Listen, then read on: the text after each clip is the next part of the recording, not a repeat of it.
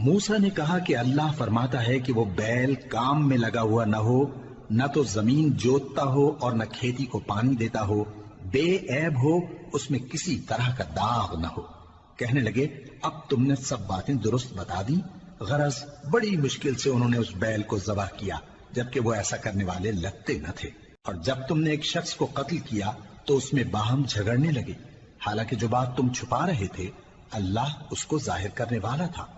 چنانچہ ہم نے کہا کہ اس بیل کا کوئی سا ٹکڑا مقتول کو مارو، اس طرح اللہ مردوں کو زندہ کرتا ہے اور تم کو اپنی قدرت کی نشانیاں دکھاتا ہے تاکہ تم سمجھو۔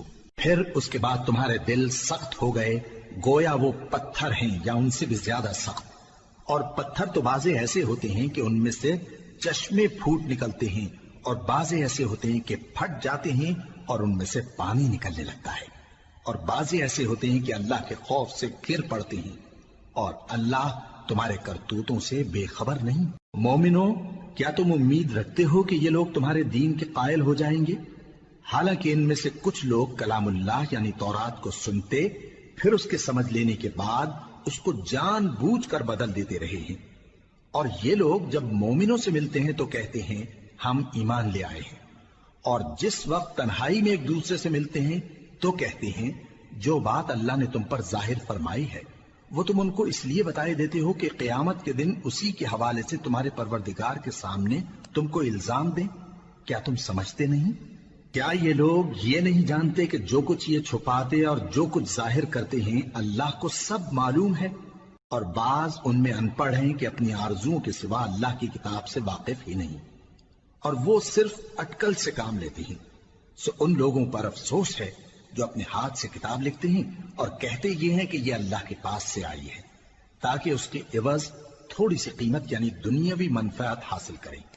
سو ان پر افسوس ہے اس لیے کہ بے اصل باتیں اپنے ہاتھ سے لکھتے ہیں، اور پھر ان پر افسوس ہے اس لیے کہ ایسے کام کرتے ہیں، اور کہتے ہیں کہ دوزخ کی آگ ہمیں چند روز کے سوا چھو ہی نہیں سکے گی۔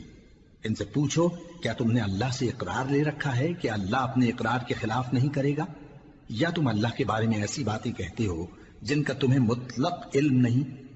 ہاں کیوں نہیں، جو برے کام کرے اور اس کے گناہ ہر طرف سے اس کو گھیر لیں تو ایسے لوگ دوزخ میں جانے والے ہیں، اور وہ ہمیشہ اس میں جلتے رہیں گے، اور جو ایمان لائیں اور نیک کام کریں وہ جنت کے مالک ہوں گے اور ہمیشہ اس میں عیش کرتے رہیں گے۔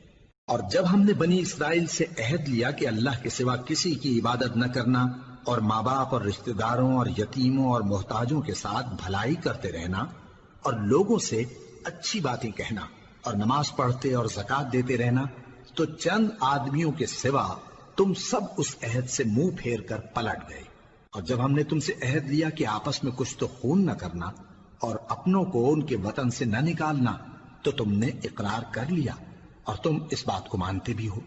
پھر تم وہی ہو کہ اپنوں کو قتل بھی کر دیتے ہو، اور اپنے میں سے بعض لوگوں پر گناہ اور ظلم سے چڑھائی کر کے انہیں وطن سے نکال بھی دیتے ہو، اور اگر وہ تمہارے پاس قید ہو کر آئیں تو بدلہ دے کر ان کو چھڑا بھی لیتے ہو، حالانکہ ان کا نکال دینا ہی تم پر حرام تھا۔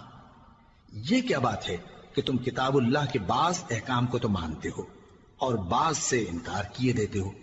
تو جو تم میں سے ایسی حرکت کریں ان کی سزا اس کے سوا اور کیا ہو سکتی ہے کہ دنیا کی زندگی میں تو رسوائی ہو اور قیامت کے دن سخت سے سخت عذاب میں ڈال دیے جائیں۔